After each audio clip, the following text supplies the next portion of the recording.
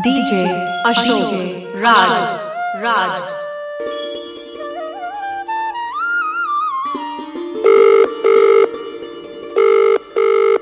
Hello hello भैया आय भैया हो।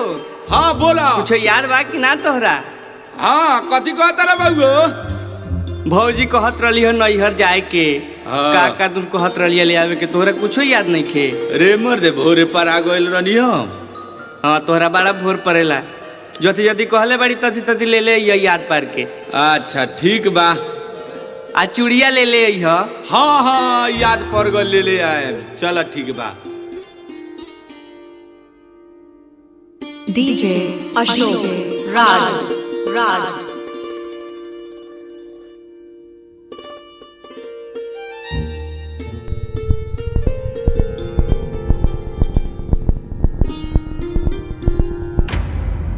का बोलू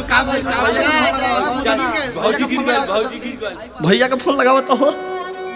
हेलो हेलो हेलो हाँ कहाँ बड़ा भैया? चूड़ी लेतानी का भय? तू जल्दी से घरे आवो तो। काहे तर बोले तारे बउगो? जल्दी आवो घरे। का भइलो? कुछो नहीं के फालतू, पहले घरे आवो जल्दी। ठीक बा चल देनी आवते बानी।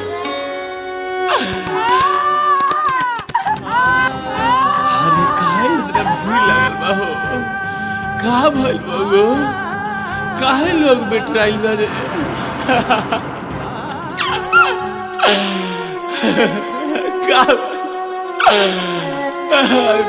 का भइल हो?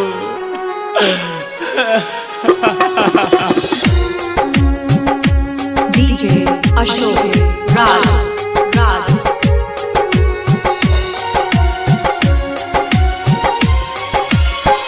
हमसे पीरितिया तू तोड़ के कहाँ चली गइलू उड़िए जा। हमसे पीरितिया तू तोड़ के कहाँ चली गइलू उड़िए जान। आँखी खोली देखे सजनिया,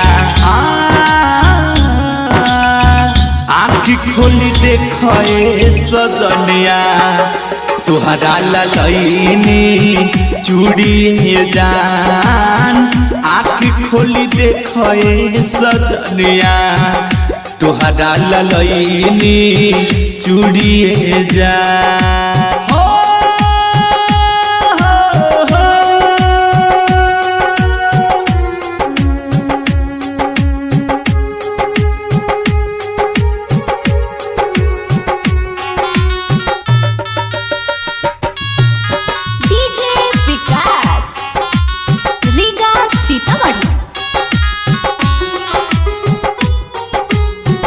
सब केहू कहताटे दुनिया में नहीं को झूठ बात बाटे तानी उठ के बताई तू।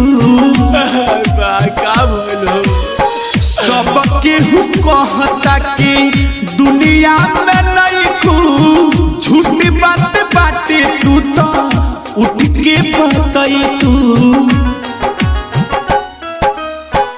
मुँह काहे फेर लेलू हमसे सजनिया, मुँह काहे फेर लेलू हमसे सजनिया। सुतल बाडू आसारा तोड़िए जान हो। आँखी खोली देखे सजनिया, आँखी खोली देखे सजनिया, तुहरा ललैनी चूड़िए जान। आँख खोली देखे सजनिया, तुहरा ललैनी चूड़िए जान। DJ Ashok Raj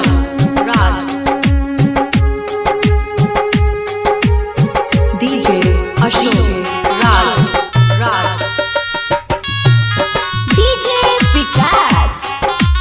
recording digital recording studio छोड़ा दाना।